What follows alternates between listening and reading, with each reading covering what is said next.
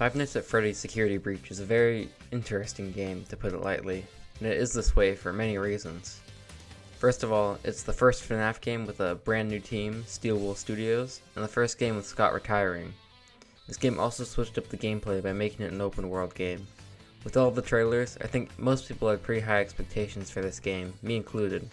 Unfortunately though, for many reasons, this game didn't exactly live up to the hype. I know you've probably already heard it a billion times, but Security Breach is extremely buggy. I think the sheer amount and lethality of these bugs caught everyone off guard.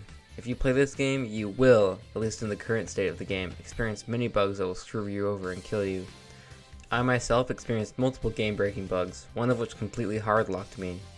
I won't go too specific into the details, but basically because I wasn't saved into different files, when I experienced a bug that wouldn't complete a mission necessary for finishing the game, I was stuck and had to start the game from the beginning if I wanted to be able to progress again.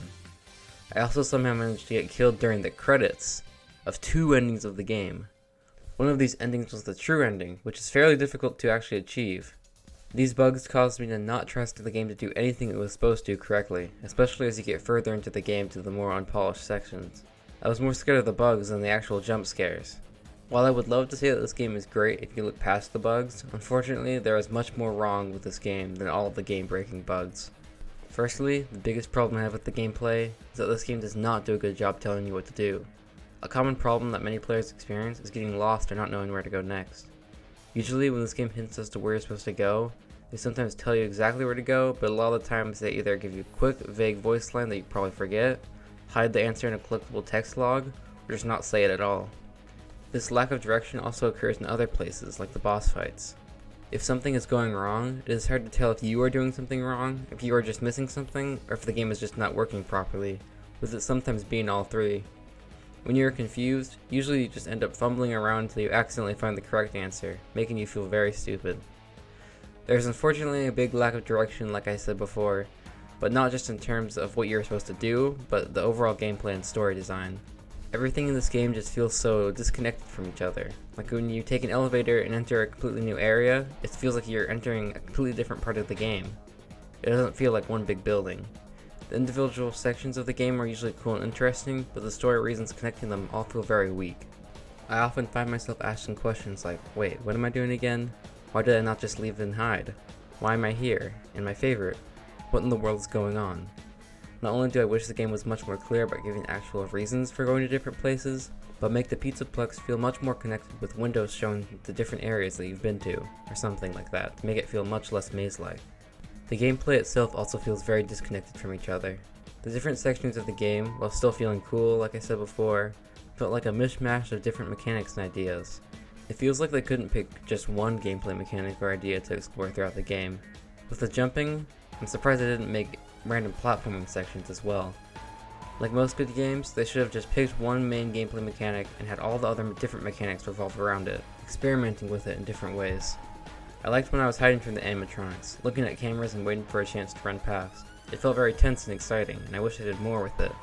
Imagine the Monty boss fight, but instead of running around and hoping Monty doesn't see you, you have to actually hide from him, and using the guns alert him of something, forcing you to continue hiding and looking at cameras until you can actually finish him off. If they focused more on innovating with one mechanic instead of throwing a bunch of different boring and unpolished ones, this game would have been a lot more fun. Despite the often frustrating and confusing parts of this game, the individual sections are just so cool, and despite everything wrong with the game, it is also incredibly fun. I think this game really nails the atmosphere. I love the super intense music in the DJ Music Man section, hiding and running away from a huge enemy while looking for fuse boxes and avoiding all the animatronics. I love the creepiness of the daycare, and the voice actor for the daycare attendant nailed his role at being insane and crazy.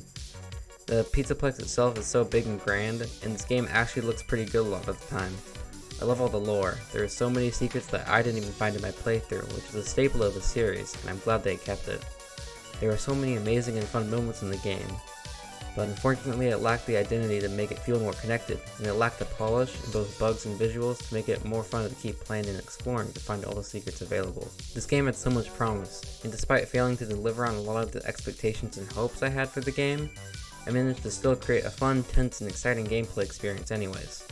While there are many more baffling game design decisions I could talk about, like not being allowed to save after 6 AM, I want to end this video on a more positive note. This is Steel Wool Studios' first attempt at a mainline FNAF game, the first FNAF game without Ska, and also a huge jump to the open world genre.